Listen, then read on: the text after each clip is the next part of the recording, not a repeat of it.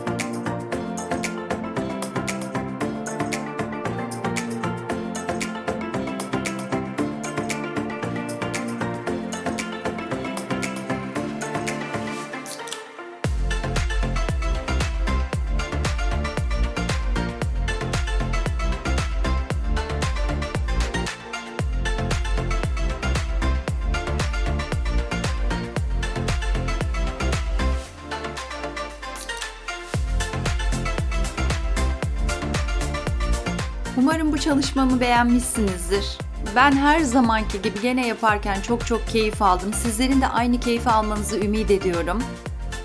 Beğendiyseniz beğenme butonuna tıklamayı, kanalıma abone olmayı, dostlarınızla videolarımı paylaşmayı lütfen unutmayın. Kendinize çok iyi bakın. Hepinize mutlu günler diliyorum. Hoşça kalın.